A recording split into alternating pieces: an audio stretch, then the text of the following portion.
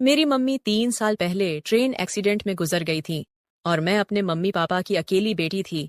मेरा नाम साहिदा है। हम लोग काफी साल पहले हैदराबाद शिफ्ट हो गए थे। यहाँ हमारे 2-3 फैमिली फ्रेंड्स के अलावा और कोई रिश्तेदार नहीं था। बस हम तीनों अकेले रहते थे। मम्मी के बाद हम सिर्फ 2 रह गए थे।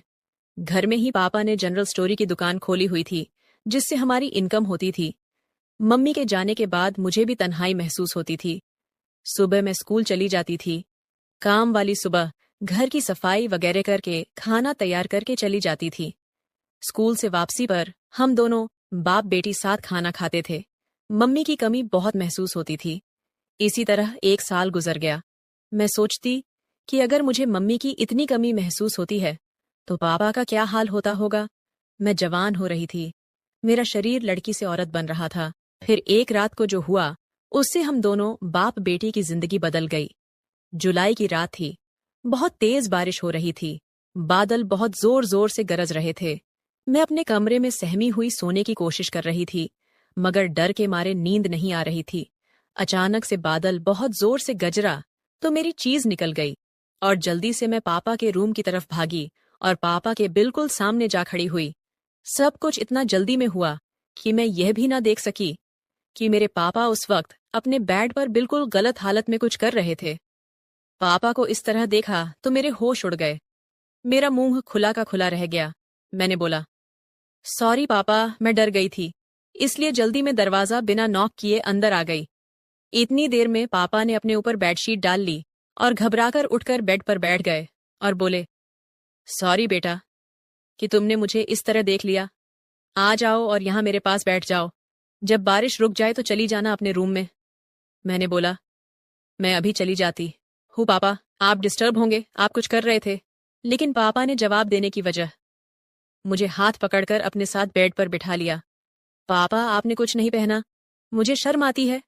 ये कहते हुए मुझे खुद अपने बारे में याद आया कि मैं भी सिर्फ एक पतली टी शर्ट और शॉर्ट्स पहनी हुई थी। जल्दीबाजी में टी शर्ट के अंदर ब्रा भी पहनना भूल गई थी। एक तरफ पापा को मैं उसे हालत में देख चुकी थी और अब वह सिर्फ बेडशीट डाले बैठे थे, और दूसरी तरफ मैं भी उनके बराबर बैठी हुई थी। मेरी सांस फूल रही थी। मुझे उस रात पापा के बराबर बैठकर पहली दफा एहसास हुआ कि मैंने इतनी बड़ी होकर भी अभी तक कुछ नहीं किया था। एकदम कुंवारी थी। अचानक बारिश का शोर और ज्यादा हो गया और साथ ही बादल एक बार फिर बहुत जोर से गरजे। मैं डर के मारे एकदम पापा से लिपट गई। इस तरह लिपटने से पापा की बेडशीट हट गई। मैं कोई 10 सेकंड तक यूं ही लिपटी रही। तब मुझे पता चला कि मैं अपने पापा से लिपटी हुई हूं। मैंने घबराकर पापा से अलग होने की कोशिश की तो पापा ने मेरी कमर से खींचकर मुझे मजबूती से अपने साथ जकड़ लिया और बोले, जानू, ऐसे ही बैठी रहो। पापा से लिपटी हुई। मेरा सर पापा के सीने पर था। पापा, ये आप क्या रहे हैं? मैंने बोला, आज तुम्हारी मम्मी की बहुत याद आ रही है। पापा ने जवाब दिया, जब मम्मी की याद आती है तो आप ऐसे करते हैं। बेटा, वह तुम्हारी माँ थी, लेकिन मेरी बीवी थी, और मियाँ बीवी का रिश्ता अलग तरह का होता है। मैं समझ ही नहीं पापा। मैंने बोला, बेटी, क्या तुम्हें नहीं पता मियाँ बीवी का क्या रिश्ता होता है? पापा ने पूछा। नहीं पापा। मैंने बोला, अब मैं तुम्हें कैसे बताऊं कि मियाँ बीवी में क्या रिश्ता होता है, और इसी रिश्ते की वजह से तुम पैदा हुई और आज तुम यहाँ मेरे साथ बैठी हो। मैंने पूछा, वह कैसे? पापा, मेरी समझ में अब भी नहीं आ रहा था। पापा बोले, शादी के बाद मियाँ अपनी बीवी के साथ कुछ करता है तो फिर 9 महीने बाद बच्चा पैदा होता है। मैं बोली, पापा, अभी भी समझ नहीं आया। पापा बोले, अब इससे आगे मैं जो तुम्हें बताऊंगा उसके लिए तुम्हें भी मेरी तरह कपड़े उतारने पड़ेंगे। क्या तुम तैयार हो? मैं पापा की बात सुनकर पूरी तरह शर्मा गई और कुछ न बोल पाई। मैं कुछ समझ कर बोल पाती उससे पहले ही पापा ने मेरी टी शर्ट निकल दी। आज मेरे अपने पापा जो कुछ भी मेरे साथ करने जा रहे थे, ये मेरी जिंदगी का सबसे अनोखा तजुर्बा था। अब पापा अपनी बेटी के साथ वह करने जा रहे हैं जो पापा मेरी मम्मी के साथ करते थे, और पापा फुल मस्ती में थे। मेरी नजरें पापा की नजरों से मिली और मैंने शर्म से आंख बंद कर ली। आज मैं अपने ही सगे अब्बू से यह सब करवा रही हूँ। हम दोनों बाप बेटी कुछ देर तक लिपटे रहे। फिर पापा ने मुझे रात भर प्यार किया। कुंवारी होने की वजह से पहले मुझे बहुत दर्द हुआ। मैं बहुत रोई और चिल्लाई, लेकिन धीरे धीरे पापा के प्यार करते रहने से मैं ठीक होने लगी। दर्द अब बिल्कुल खत्म हो गया था और उसकी जगह अब मुझे इतना मजा आ रहा था कि मैं बता नहीं सकती। पसीने में हम दोनों नहा चुके थे। तो दोस्तों, यह थी मेरी कहानी। अगर आपको पसंद आई हो तो लाइक कर दीजिए, दोस्तों से शेयर करना ना भूलें। मेरा 20 साल का नौकर रामू हमेशा मेरे आगे पीछे घूमता रहता था। मैंने उसे छोटा समझा था, लेकिन एक दिन उसने मुझसे कहा, मालकिन, मुझे छोटा समझने की गलती मत कीजिए। उस रात जब मैंने उसे देखा तो मैं आश्चर्यचकित हो गई थी, क्योंकि उस रात रामू ने 20 साल के लड़के की तरह नहीं, बल्कि 30 साल के आदमी की तरह मेरा। हेलो दोस्तों, आज की इस अनोखी कहानी में आप सभी का स्वागत है। जब से रामू मेरे पास सोने लगा था, तब से मेरे शरीर में बदलाव आने लगे थे। मुझे लगा था कि रामू छोटा है और उसे कुछ समझ नहीं आता होगा, लेकिन धीरे धीरे उसके असली रंग मुझे दिखने लगे। मैंने कभी सोचा भी नहीं था कि 20 साल का लड़का मेरी तरह की 40 साल की महिला को इतना सुख दे सकता है। रामू 20 साल का था। उसे मैं गांव से अपने घर काम के लिए लाई थी। मेरे घर में सिर्फ मैं और मेरा 1 साल का बेटा था। जब मैं काम पर जाती थी तो रामू मेरे बच्चे की देखभाल करता और वह मेरे घर में ही रहता था। मैं बिना शादी के मां बन गई थी। मेरे प्रेमी ने शादी का झांसा देकर मुझसे प्रेम का खेल खेला। जब मैं गर्भवती हो गई तो मैं उसके घर गई और वहां मैंने देखा कि उसकी शादी हो रही थी। उसने मुझसे प्रेम का नाटक किया और किसी और लड़की से शादी कर ली थी। मेरे पेट में पल रहे बच्चे को मारने का मेरा मन नहीं हुआ, और जब मैंने गर्भपात कराने का सोचा, तब तक समय निकल चुका था। मैं 5 महीने की गर्भवती हो चुकी थी। मेरे माता पिता ने मुझे और मेरे बच्चे को स्वीकारने से इनकार कर दिया। तब मैं अकेली रहने लगी। कई महीने पहले मैं अपने गांव गई थी, अपने दादा के 100वें जन्मदिन के लिए। मेरे दादा ने मुझे जन्मदिन का निमंत्रण भेजा था और इसलिए मैं गांव गई थी। मेरे बेटे को वहां सिर्फ मेरे दादा ने ही प्यार से गोद में लिया था। आरव उनके पास खेल रहा था। तभी ऑफिस से मेरा फोन आया और मैं कुछ देर के लिए फोन पर बात करने के लिए बाहर चली गई।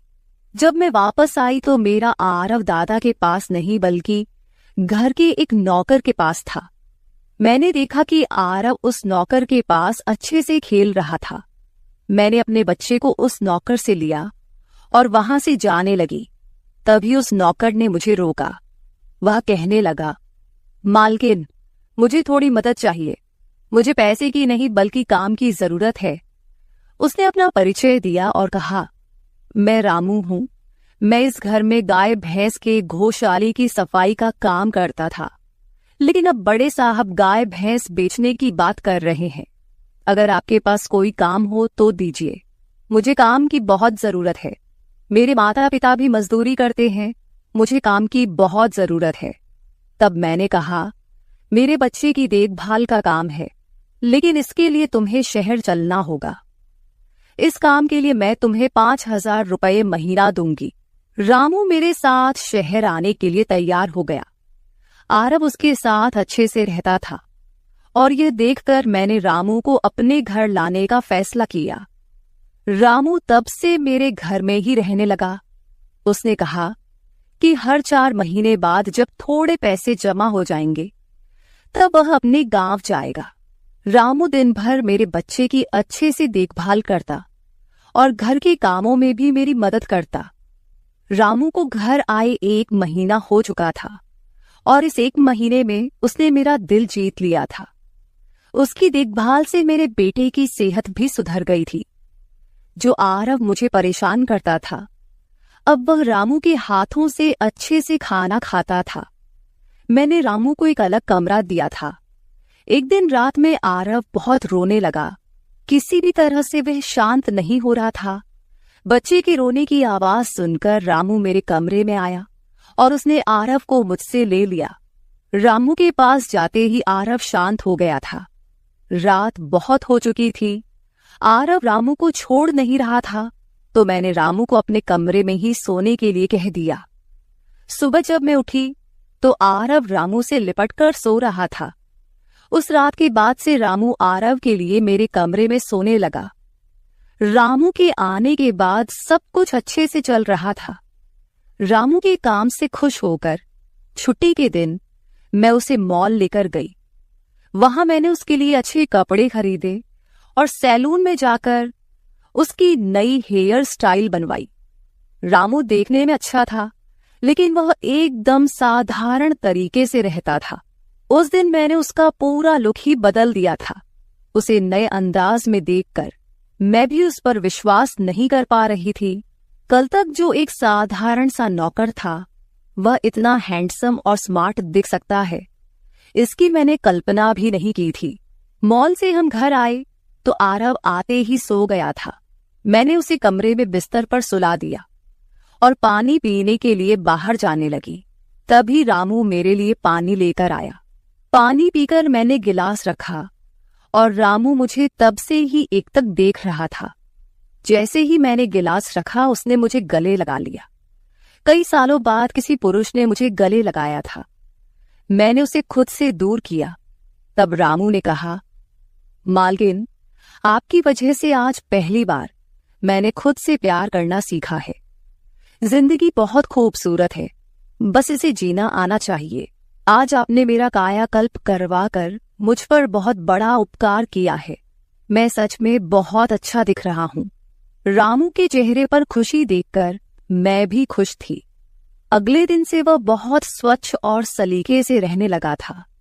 वह 20 साल का था, लेकिन गांव का लड़का होने के कारण उसकी कद काठी अच्छी थी। वह घर में भी रोजाना कसरत करता था। उसकी लंबाई भी ठीक ठाक थी। मैंने उससे उसकी पढ़ाई के बारे में पूछा था, लेकिन उसने कहा कि अब उसका पढ़ाई से मन उठ गया है। हर सुबह ऑफिस जाने से पहले मैं अपने बच्चे को दुलार कर ऑफिस के लिए निकलती थी। आज जब मैं ऑफिस के लिए निकलने से पहले आरव को चूमने गई, तब वह रामू की गोद में था।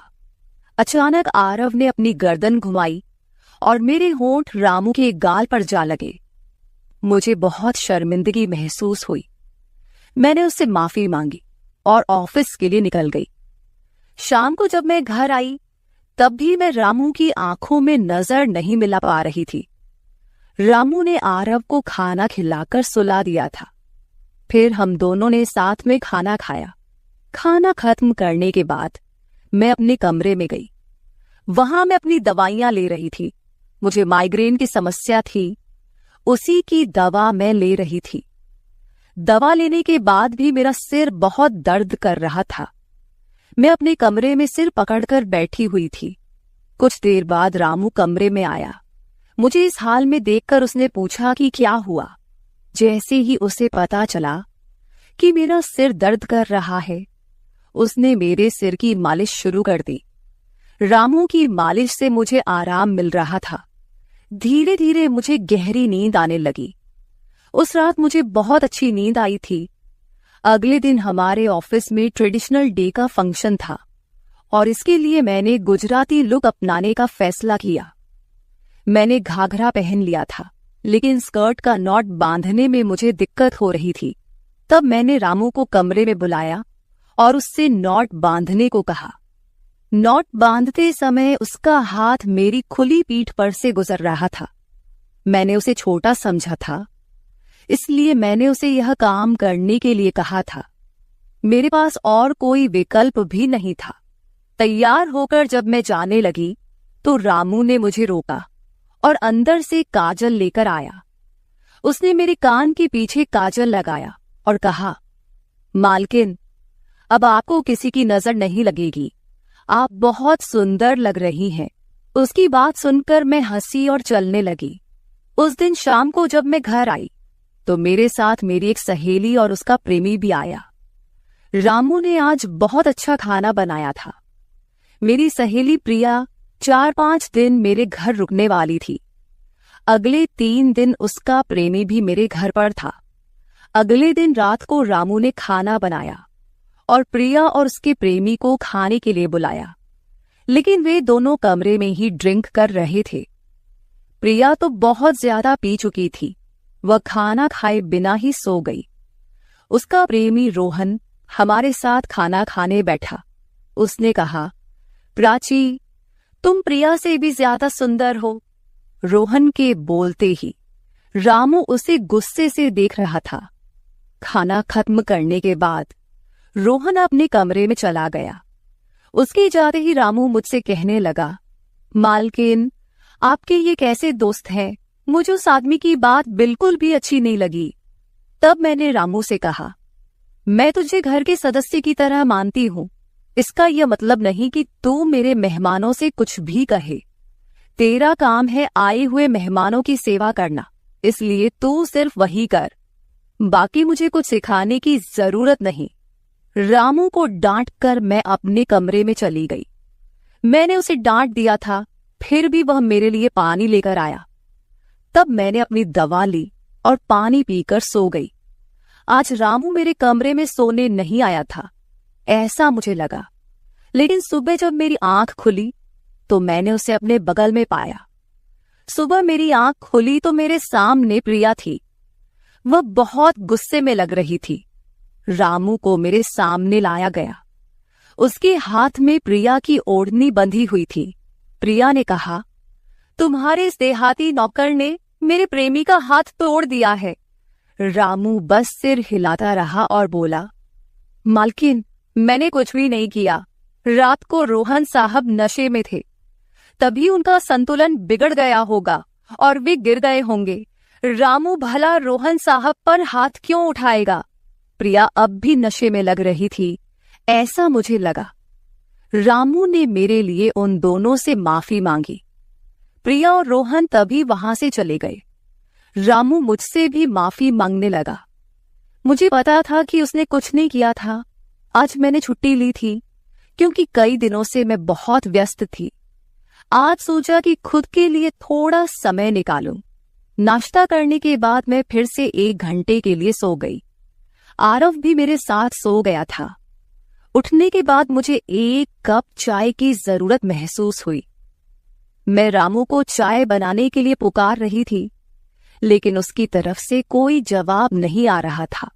उसे ढूंढते ढूंढते मैं उसके कमरे में गई। वहां जाकर देखा कि रामू अभी अभी नहाकर बाथरूम से बाहर आया था। उसने शर्ट नहीं पहनी थी।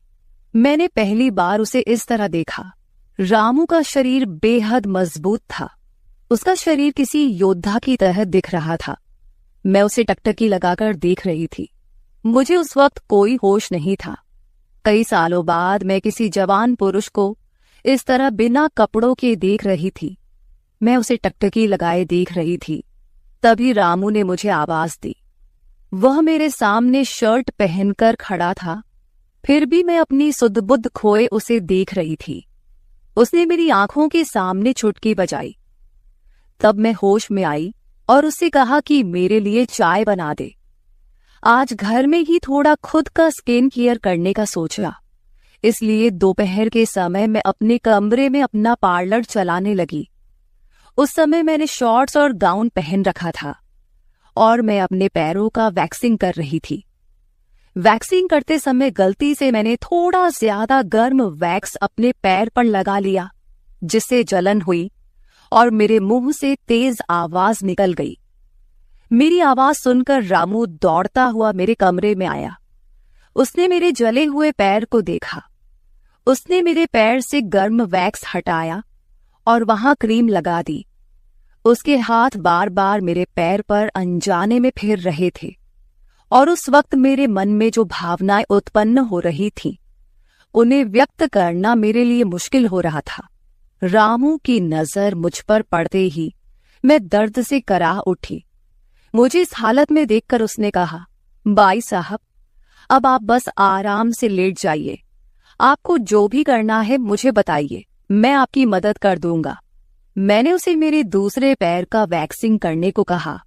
रामू ने जैसा मैंने बताया वैसा ही किया। उसने मेरे चेहरे की मसाज भी कर दी। उसके स्पर्श से मुझे बहुत आराम मिला। आज का छुट्टी का दिन मेरे लिए आरामदायक बीता। रामू में हर गुण भरा हुआ था। वह किसी भी काम में पीछे नहीं था। आज रात मैंने उसे मेरे कमरे में सोने के लिए मना कर दिया। दिन भर मैं घर में नहीं होती, कम से कम रात को तो मुझे मेरे बच्चे के साथ अकेले समय बिताना चाहिए। हर बार रामू का आना मुझे पसंद नहीं था, इसलिए मैंने उसे कमरे में सोने के लिए मना कर दिया। इस तरह दिन बीतने लगे। कुछ दिनों तक रामू के बिना आरव रात को सो नहीं पाता था, लेकिन धीरे धीरे उसने रोना बंद कर दिया। मुझे अपने अंदर कुछ बदलाव महसूस होने लगे थे। सुबह उठते ही मेरा शरीर बहुत दुखने लगता था। अचानक ये सब क्यों हो रहा है, समझ नहीं आ रहा था। कुछ दिनों में मेरी शारीरिक पीड़ा इतनी बढ़ गई कि मुझे बिस्तर से उठने की भी इच्छा नहीं होती थी। तब मैंने ऑफिस से 1 हफ्ते की छुट्टी ले ली। कुछ दिनों आराम किया, शायद थोड़ा ठीक हो जाऊं। अब पूरा वक्त आरव रामू के साथ रहता था। जब उसे भूख लगती तो वह बीच बीच में मेरे पास आ जाता। आज मैं अपनी कमर पकड़कर बैठी थी। रात को रामू पानी लेकर मेरे कमरे में आया। मेरी कमर पर हाथ देखकर उसने समझ लिया कि मुझे बहुत तकलीफ हो रही है। रामू ने कहा, बाई साहब, अगर आपको कोई आपत्ति ना हो तो मैं आपकी कमर की मालिश कर देता हूं। मेरी कमर इतनी दुख रही थी कि मैंने उसकी मालिश के लिए हाँ कर दी, लेकिन उससे पहले मैंने अपने कमरे की लाइट बंद कर दी। छोटे 0 बल्ब की रोशनी में मेरी कमर उसे नहीं दिखेगी, इसलिए मैंने कमरे की बड़ी लाइट बंद करके 0 बल्ब जला दिया। वह जब मालिश कर रहा था, मुझे बहुत आराम मिल रहा था। मालिश करने से मेरी पीड़ा जैसे झट से गायब हो गई थी। मालिश करते समय रामू ने मुझसे पूछा, बाई साहब, आपको आरव के पिता की कभी याद नहीं आती? आप इतनी सुंदर और जवान होकर भी अभी तक अकेली क्यों हैं? उसके सवाल का मेरे पास कोई सही उत्तर नहीं था। मैंने उससे कहा कि शायद तुम्हारे सवाल का उत्तर मेरे पास नहीं है। उस सवाल पर वहीं विराम लग गया। रामू की मालिश से मुझे अच्छी नींद आ गई थी। अगले 2 दिन बाद वह तारीख थी जब मैंने अपने प्रेमी से मुलाकात की थी। आखिर वह दिन आ ही गया। उस दिन मैंने दिन भर अपने मन को किसी न किसी काम में व्यस्त रखने की कोशिश की, लेकिन रात के अंधेरे में मुझे अपने प्रेमी की बहुत याद आ रही थी। आज वह मेरे साथ नहीं था, लेकिन वह मेरे बच्चे का पिता था। आरव को देखकर मुझे रोज उसकी याद आती थी और आज मैं अपनी भावनाओं को छुपा नहीं पाई। मैं अपने कमरे में जोर जोर से रोने लगी। आरव पास में सो रहा था, इसका भी मुझे ध्यान नहीं रहा। मैंने आज अपनी दवाइयां भी नहीं ली थीं। रामू पानी लेकर मेरे कमरे में आया। मुझे रोते हुए देखकर उसने मुझे पानी पिलाया। जब मैं शांत हुई तो उसने मुझे दवाइयां दी। मेरे रोने की आवाज से आरव हल्का हिलने लगा। वह जाग न जाए, इसलिए रामू मुझे अपने कमरे में ले गया। वहां जाकर मैंने उसे कसकर गले लगा लिया। ऐसा लग रहा था कि मैंने अपना होश खो दिया था। मेरा रोने का कारण सुनकर रामू भी शांत हो गया था। वह लगातार मेरे आंसू पोंछ रहा था। रोते रोते मैंने उसका कंधा पकड़ लिया। धीरे धीरे मैंने उसे और करीब खींच लिया। मैंने उससे कहा, रामू, आज की रात मैं तुम्हारे साथ बिताना चाहती हूं। तब रामू ने कहा, भाई साहब, मैं अभी छोटा हूं, मुझे कुछ भी नहीं आएगा। उसकी बात सुनकर मैंने उसे और पास खींच लिया। उस रात मैं उसके कमरे में थी, लेकिन सुबह जब मैं उठी तो वह मेरे पास नहीं था। उसकी शर्ट वहीं पड़ी हुई थी। जब मैं बाहर गई तो मैंने देखा कि रामू मेरे बच्चे को दूध और बिस्किट खिला रहा था। मुझे आरव का ख्याल नहीं आया था, लेकिन रामू ने नहीं भुलाया। उसने हम दोनों माँ बेटे को खुश कर दिया था। रात की थकान के बाद मैं सुबह देर से उठी थी। दिन भर रामू ने मुझसे नजरें नहीं मिलाई। आज प्रिया मुझसे मिलने घर आई थी। वह रामू की तरफ देख भी नहीं रही थी। रामू ने उसे पानी दिया और कमरे से बाहर चला गया। थोड़ी देर बातें करने के बाद प्रिया जाने लगी। जाते समय उसने मुझसे कहा, जितनी जल्दी हो सके अपने नौकर को यहां से निकाल दो। वह दिखने में जितना मासूम लगता है उतना है नहीं। उसकी बात का मैंने खास ध्यान नहीं दिया। रोज की तरह रात को खाना खाने के बाद रामू ने मुझे पानी का गिलास मेरे कमरे में लाकर दिया और उसने आरव को भी सुला दिया था। आरव आज बाहर हॉल में झूले में सो रहा था। रामू उसकी देखभाल कर रहा था। मैंने अपने कमरे की लाइट बंद कर दी और सो गई। कुछ समय बाद मुझे आरव की आवाज सुनाई दी। उसकी आवाज से मेरी नींद खुली। मैं उठने वाली थी कि तभी उसकी रोने की आवाज बंद हो गई। कुछ समय बाद मुझे अपने कमरे का दरवाजा खुलने की आवाज सुनाई दी। मैं चुपचाप सब देख रही थी। रामू मेरे कमरे में आया था। उसने मेरे पास आकर यह देखने की कोशिश की कि मैं सो रही हूं या नहीं, और फिर उसने मेरा मोबाइल उठाया। उसकी वह खोजबीन देखकर मैंने जल्दी से कमरे की लाइट ऑन कर दी। मुझे जागता हुआ देखकर वह चौंक गया। मैंने उसके हाथ से अपना मोबाइल छीन लिया। मैंने उससे कहा, रामू, यह सब क्या चल रहा है? तुम इस वक्त यहां क्या कर रहे हो? वह कुछ नहीं कहकर वहां से जाने लगा, लेकिन मैंने उसे इतनी आसानी से छोड़ने का इरादा नहीं किया था। मैंने उसे उसका वीडियो दिखाया जिसमें वह प्रिया के बॉयफ्रेंड पर हाथ उठा रहा था। उस दिन रोहन के मोबाइल का कैमरा गलती से चालू रह गया था और उसमें उनकी हाथापाई रिकॉर्ड हो गई थी। सुबह जब प्रिया मुझसे मिलने आई थी तब उसने मुझे वह वीडियो दिखाया था और तब से मैं रामू पर नजर रख रही थी। रामू, तुमने झूठ क्यों बोला? तुमने रोहन पर हाथ क्यों उठाया? तब उसने कहा, जो भी आप पर बुरी नजर डालेगा उसके साथ मैं यही करूंगा। मालकिन, उस रात जब रोहन नशे में था वो आपके कमरे में आया था। वो आपके साथ कुछ गलत करने की कोशिश कर रहा था और इसलिए मैंने उस पर हाथ उठाया। रामू की बात सुनकर मैंने कहा, ठीक है, मैं तुम्हारी बात मानती हूं, लेकिन तुम मुझे नींद की दवा क्यों दे रहे थे? आज मैंने तुम्हें मेरे पानी में दवा मिलाते हुए देखा है। तुम्हारी नजर मुझ पर थी और तुम जो चाहते थे वह मैंने तुम्हें दे दिया है। अब अपना हिसाब करो और गांव निकलो। मेरी बात सुनकर रामू बोला, मालकिन, आप जैसा सोच रही हैं वैसा कुछ भी नहीं हुआ है। कल रात मैंने आपके साथ कुछ भी गलत नहीं किया।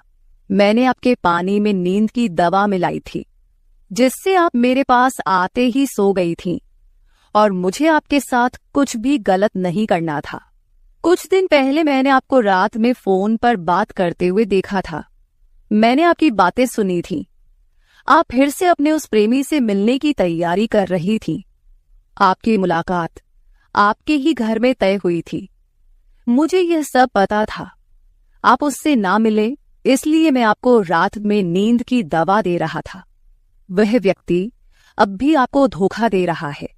वह आपसे झूठ बोल रहा है। वह आपके बच्चे को आपसे छीनने के लिए आपके करीब आ रहा है। उसकी पत्नी को बच्चा नहीं हो सकता, इसलिए वह आपके पास आ रहा है। उसने अपनी पत्नी को तलाक नहीं दिया है। वह आपसे झूठ बोल रहा है। रामू, तुम हो कौन? तुम्हें यह सारी जानकारी कैसे मिली? तब उसने कहा, आपके बाबा साहेब ने मुझे आपका फोटो दिखाया था। मुझे आप पहली नजर में ही अच्छी लगी थी, लेकिन बाबा साहेब ने यह भी कहा था कि आप शादी के खिलाफ हैं। तब मैंने उनके साथ मिलकर यह प्लान बनाया। आपके दिल में अपनी जगह बनाने के लिए मैं यहां आया था, लेकिन यहां आने के बाद मैंने देखा कि बहुत से लोग आप पर बुरी नजर रखते हैं, इसलिए मैंने आपकी सुरक्षा करनी शुरू कर दी। रामू 20 साल का नहीं था। मेरा पहला शक सही निकला। वह 30 साल का था और एक अच्छी नौकरी पर था।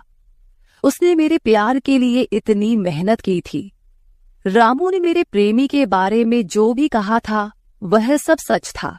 रामू ने मेरे प्रेमी की सारी जानकारी सही निकाली थी। रामू जैसा ईमानदार पति और मेरे बच्चे का पिता मिलना मेरे लिए बहुत बड़ी बात थी। मैं अपने प्रेमी के धोखे के जाल में फंसने से बच गई थी। आज मैं विक्रांत उर्फ रामू के साथ बहुत खुश हूं। वह मुझसे और मेरे बच्चे से बहुत प्यार करता है। मेरे बाबा साहिब की वजह से आज मेरा परिवार शुरू हुआ। मुझे रामू जैसा पति मिला, ये मेरा सौभाग्य था। दोस्तों, जो आपसे सच्चा प्यार करता है वह किसी भी कठिनाई में आपका साथ नहीं छोड़ता। रिश्ते निभाने वाले को किसी वजह की जरूरत नहीं होती और रिश्ते तोड़ने वालों के लिए एक बहाना भी काफी होता है। तो दोस्तों, ये थी हमारी आज की छोटी सी कहानी। आपको ये कहानी कैसी लगी कमेंट करके जरूर बताएं। अगर आप ऐसी ही और भी इंटरेस्टिंग कहानियां सुनना चाहते हो तो चैनल को सब्सक्राइब जरूर कर ले और बेल नोटिफिकेशन ऑन कर ले ताकि आपको मेरी आने वाली हर वीडियो समय से मिल सके। कल मिलेंगे एक और वीडियो के साथ। धन्यवाद। नौकर जोर लगा लगाकर मेरा मसाज करता। मैं उसको पैसे पकड़ाती तो कहता, रहने दो मालकिन, वसूली रात को करूंगा। मैं कुछ समझ नहीं पाती। जैसे जैसे वह मसाज करता मुझ पर खुमारी बढ़ती ही जाती और मैं सुकून से गहरी नींद सो जाती। लेकिन एक रात मुझे नींद नहीं आई। मेरे तो होश उड़ गए जब उस रात मसाज करते करते उसने, मेरा नाम दामिनी है, मैं बहुत खूबसूरत थी, इसीलिए शादी से पहले हर दिन मेरे लिए रिश्ता आता था। मैं अपने माँ बाप की इकलौती बेटी थी, इसलिए मेरा बाप चाहता था कि मैं डॉक्टर बनकर उसका नाम रोशन करूं। मगर जब मेरे लिए इतने अच्छे रिश्ते आते थे तो मेरी माँ मुझे कहती कि तुम अपनी पढ़ाई छोड़ दो ताकि मैं तुम्हारी शादी कर दूं। मगर मैं अपनी माँ से कहती थी कि मुझे तो डॉक्टर बनना है। मगर ये सुनकर मेरी माँ को गुस्सा आ जाता था और वह कहती थी कि तुम अभी शादी कर लो, ये डॉक्टर की पढ़ाई बाद में कर लेना। मगर मेरा बाप नहीं मानता था, इसलिए मेरी माँ एक बुजुर्ग बाबा के पास गई और उनसे कहा कि मैं अपनी बेटी की शादी करना चाहती हूँ। मगर उसका बाप नहीं मान रहा। कोई ऐसा ताबीज दो कि उसका बाप शादी के लिए फौरन मान जाए। उस बुजुर्ग ने मेरी माँ से 2000 रुपए लिए और ऐसा ताबीज दिया कि मेरा बाप मेरी शादी के लिए फौरन मान गया। ये रिश्ता दरअसल मेरे बाप के दोस्त ने अपने बेटे के लिए मांगा था और कहा कि आपकी बेटी शादी के बाद भी डॉक्टर बन सकती है। ये सुनकर मेरे बाप ने उससे शादी के लिए फौरन हाँ कह दिया और मैं विदा होकर अपने ससुराल आ गई।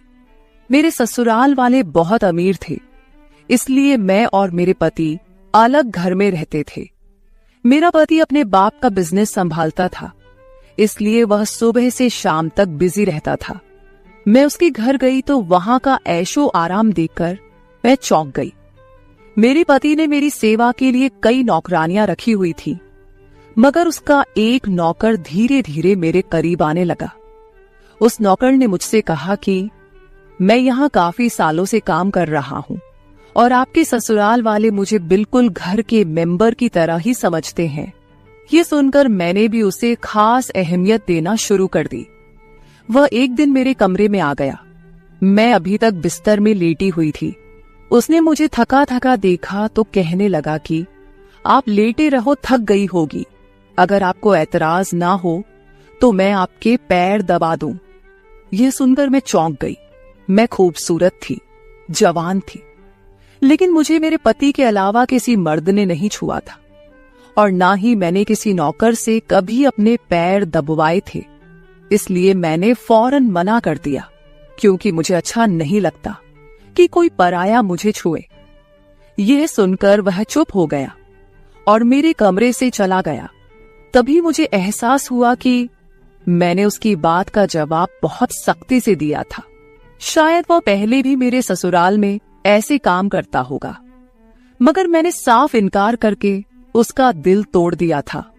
दरअसल मैं बहुत नरम दिल थी, इसलिए मुझे बाद में अफसोस होने लगा।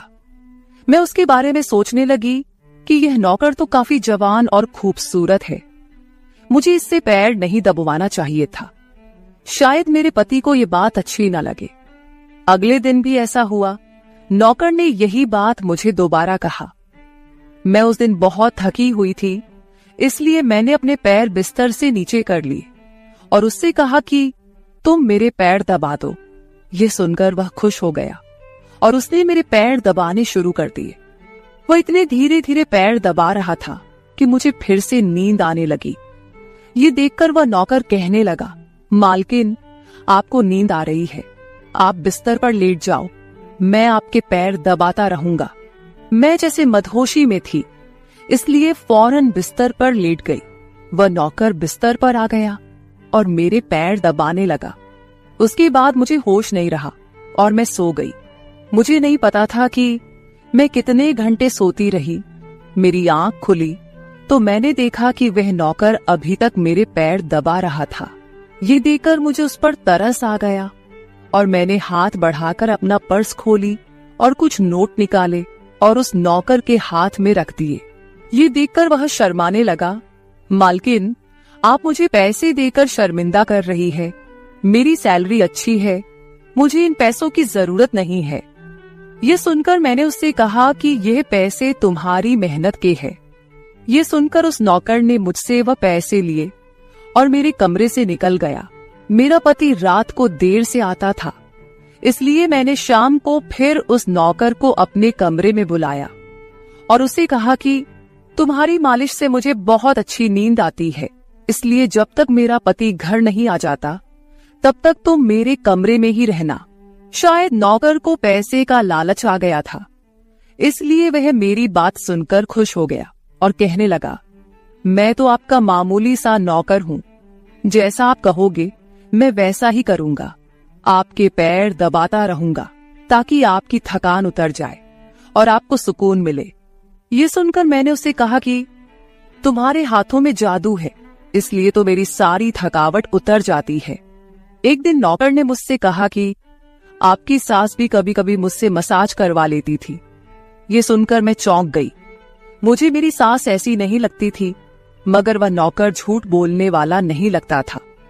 मुझे ससुराल आए 1 महीना होने वाला था, इसलिए मैंने नौकरों को परख लिया था।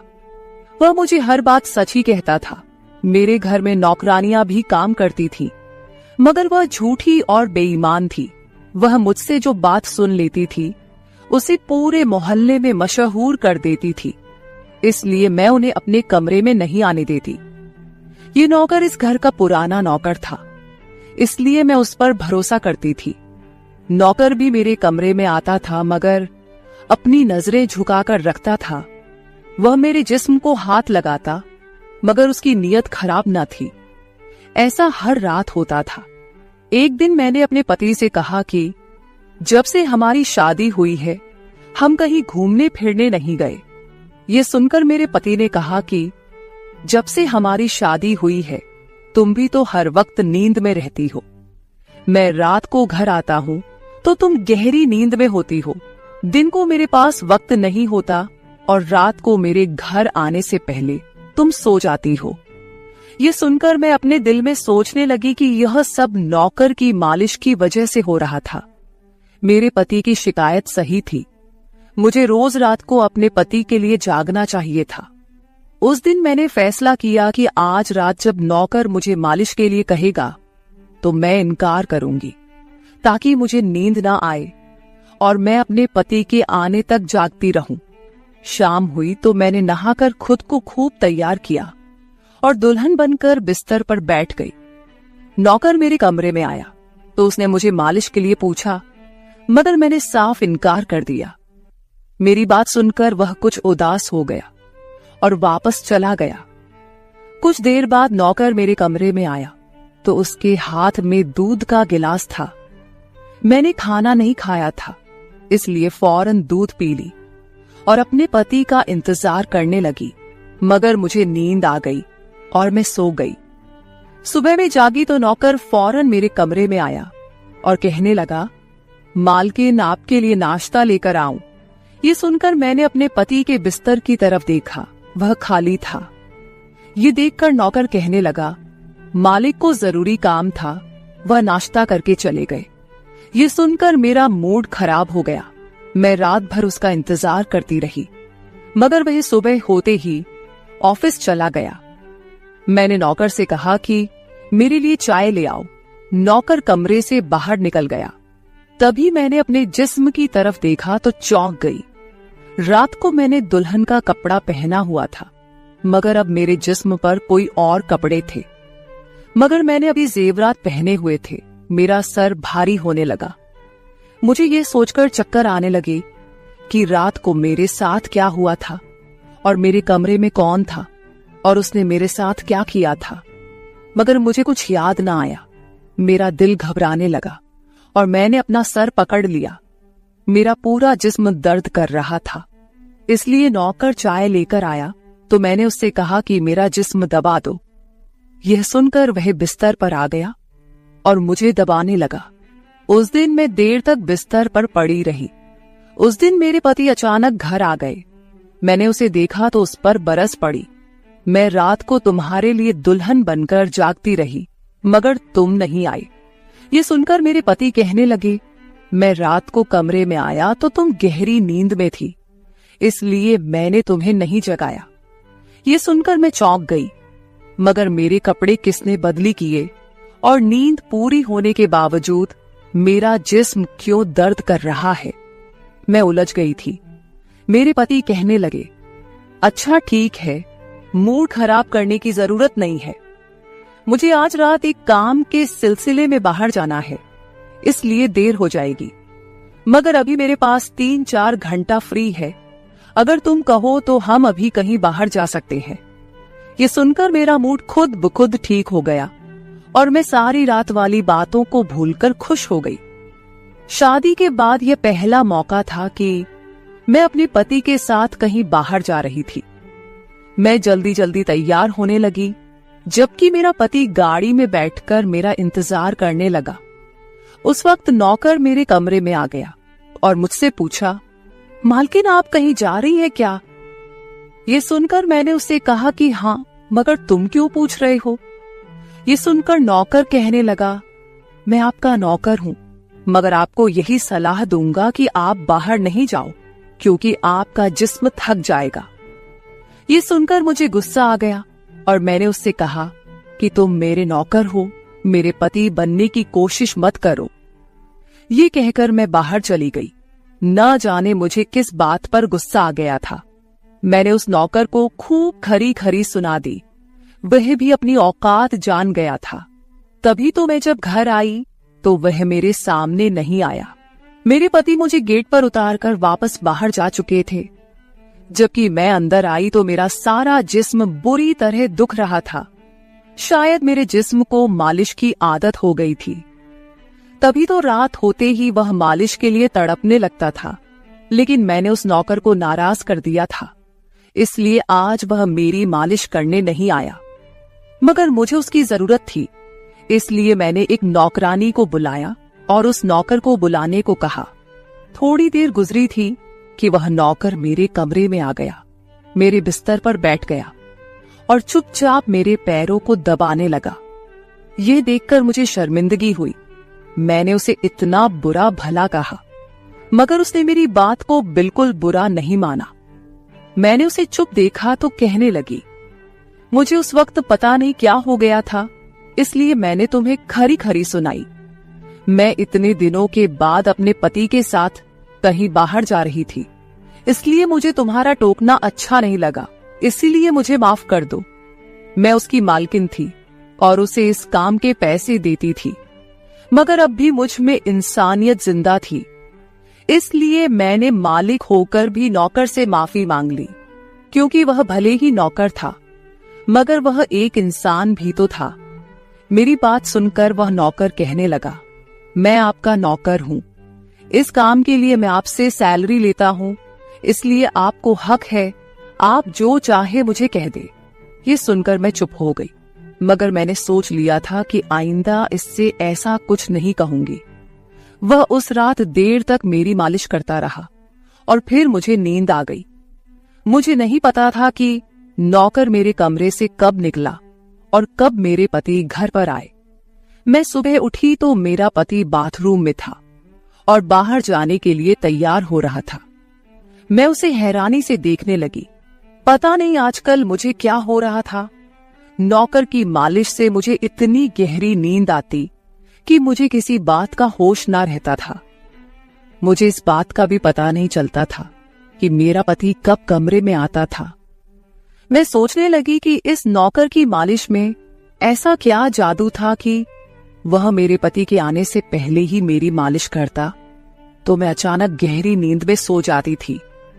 सुबह जब मैं उठती तो मेरा सर भारी महसूस होता और मैं चलने फिरने के काबिल नहीं रहती। मगर यह बात मैंने अपने पति को नहीं बताई, क्योंकि मैं नहीं चाहती थी कि ये बात मेरे पति को पता चले कि मैं उस नौकर से मसाज करवाती थी। एक दिन मेरा पति दिन के वक्त घर पर ही रहा। मैंने नौकर से घर के सारे काम करवाए, अपने कमरे में नहीं आने दिया। नौकर भी घर के सारे काम करता रहा और मसाज वाली बात किसी के सामने अपने मुंह से नहीं निकाली। मैं भी चाहती थी कि यह बात किसी को पता ना चले। इस दौरान जब मेरा पति घर से बाहर जाता था, मैं उस नौकर को कमरे में बुला लेती थी। मगर एक दिन मेरा पति अचानक ही घर आ गया और मैं कमरे में थी। यह देखकर मैं बहुत घबरा गई और सोचा कि पति के आने से पहले नौकर को भगा दूं। मगर यह नौकर भी बड़ा समझदार था। मेरे पति के आने से पहले दूसरे काम पर लग गया और मेरे पति को कुछ पता नहीं चला। मैं मसाज घर की नौकरानियों से भी करवा सकती थी, मगर उस नौकर के हाथ में क्या जादू था कि मैं उसे हर रोज अपने कमरे में बुला लेती थी। मुझे पता नहीं क्या हो जा रहा था। जिस रात मैं नौकर से मसाज नहीं करवाती थी, उस रात मेरे पूरे जिस्म में दर्द हो जाता था। सुबह में जागती तो मेरा सर भारी हो जाता था और मुझे थकान भी हो जाती थी। एक रात मैंने नौकर से मालिश करवाई और गहरी नींद सो गई। सुबह मेरी आंख खुली तो फिर से मेरे कपड़े चेंज हो चुके थे। ये क्या माजरा था? ऐसा कौन करता था? क्या मेरा पति मेरे साथ ऐसा कर रहा था? मैं सोच में पड़ गई। मैंने शीशे के सामने जाकर देखा तो चौंक गई। मेरे पूरे जिस्म पर लाल निशान पड़ गए थे। यह कैसे निशान थे? मैं अपने जिस्म पर हाथ फेरने लगी। मैं जैसे उस निशान को मिटाना चाहती थी, मगर ऐसा न हुआ। अगले दिन फिर मैंने अपने जिस्म को देखा कि निशान खत्म होने के बजाय फैलने लगे थे। मैं घबरा गई। तभी मेरे कमरे में नौकर आ गया और उसने मुझे मालिश को कहा। मैं उस निशान को छुपाना चाहती थी, इसलिए उसे कहा कि आज तुम सिर्फ मेरे पैर दबा दो। उसने मुझसे कुछ नहीं पूछा, मगर मैं अंदर ही अंदर डर रही थी। किसी दिन मेरे पति ने यह निशान देख लिए तो मैं उसे क्या जवाब दूंगी। मैं ये सोच सोचकर थक चुकी थी, इसलिए मैंने तकिए पर पैर रख दिए। नौकर मेरा मसाज करने लगा। मेरी आंखें नींद से बंद होने लगी थी। तभी मुझे नौकर ने ऐसी बात कह दी जिसे सुनकर मेरे होश उड़ गए। उसने मुझसे कहा, मालकिन आप मुझे बहुत अच्छी लगती हो। मेरी आंखें बहुत बोझल होने लगी थी। मुझे उसकी बात समझ नहीं आई और फिर मैं गहरी नींद सो गई। सुबह मेरी आंख खुली तो मेरा पति भी बिस्तर में लेटा हुआ था। मेरा सर भारी हो रहा था और जिस्म दर्द से छूट रहा था, मगर उसके बावजूद मैं अपने पति के करीब गई और उसे धीरे से उस निशान के बारे में बता दिया। मैंने सोचा कि यह निशान बढ़ रहे थे, इसलिए मुझे यह बात अपने पति को बता देनी चाहिए। ये सुनकर मेरे पति ने मेरे जिस्म से कपड़ा हटाया तो वह उछल पड़ा। वह मुझसे दूर हो गया और कहने लगा, तुमने मुझे धोखा दिया है, बेवफाई की है और तुम्हें उसी की सजा मिली है। यह कोई बीमारी नहीं है, बल्कि तुम्हारा गुनाह है। मुझ में क्या कमी थी जो तुमने दूसरा मर्द तलाश कर लिया? मैं काम में बिजी था, मर तो नहीं गया था कि तुमने एक और चक्कर चला लिया। यह सुनकर मैं हक्का बक्का रह गई। मैंने उससे कहा कि यह आप कैसी बातें कर रहे हैं, मैं बेकसूर हूं। मगर मेरा पति हंसने लगा और कहने लगा, ये निशान बता रहे हैं कि तुम गुनहगार हो, इसीलिए मेरे घर से निकल जाओ। मैं तुम्हें तलाक के पेपर भेज दूंगा। उसने मुझे धक्के मार मार कर घर से निकाल दिया। मैं रोते हुए अपने माँ बाप के घर आ गई और उन्हें अपनी बेगुनाही का यकीन दिलाया। वे मेरे अपने थे, इसलिए उन्होंने यकीन कर लिया। उन्होंने कहा कि वह मेरे पति से बात करने जाएंगे, मगर उनके जाने से पहले ही तलाक के कागज आ गए और मेरी हंसती मुस्कुराती दुनिया उजड़ गई। मैं इसका जिम्मेदार किसको ठहराती? कोई भी तो नहीं था। मैं कई दिनों तक रोती रही। मुझे ऐसा लगने लगा था जैसे मैं मरने वाली थी। एक दिन मेरी माँ मेरे कमरे में आई और कहने लगी कि तुमसे कोई मिलने आया है। मैं भागकर गई कि शायद मेरे पति आए हों, उसे मेरी बेगुनाही का एहसास हो गया हो। मगर वहां मेरा पति नहीं था, बल्कि वही नौकर था जो उसके घर काम करता था। मैंने उसे आने का कारण पूछा तो वह कहने लगा, मैं आपके उन निशानों के बारे में जानता हूं। ये सुनकर मैं चौंक गई। मैंने उसको कसकर पकड़ा और उसकी शर्ट का बटन एक झटके से खोल दिया।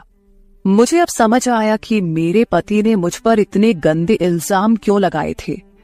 ये कहकर मैंने नौकर के सीने पर मुक्के मारने शुरू कर दिए। मैंने कहा, ये निशान मेरे जिस्म पर कैसे आए? तुमने मसाज के बहाने मेरे साथ क्या क्या किया था? मुझे सच सच बताओ। ये सुनकर नौकर ने मेरे दोनों हाथ पकड़ लिए और कहने लगा, मेरा नाम राजेंद्र है और मैं तुम्हारे साथ यूनिवर्सिटी में पढ़ता था, मगर मुझे तुमसे प्यार हो गया। मैं भी डॉक्टर बनना चाहता था और मैंने सोचा था कि जब हम दोनों डॉक्टर बन जाएंगे तो मैं तुम्हारे बाप से तुम्हारा हाथ मांग लूंगा। मगर एक दिन तुम्हारी सहेली की जुबानी मुझे पता चला कि तुम्हारी माँ तुम्हारी शादी जल्द करना चाहती है, इसलिए मैंने डर कर तुम्हारे घर रिश्ता भेजा। मगर तुम्हारे बाप ने इनकार कर दिया और कहा कि मैं अपनी बेटी की शादी तब करूंगा जब वह डॉक्टर बन जाएगी। इसलिए मैं टेंशन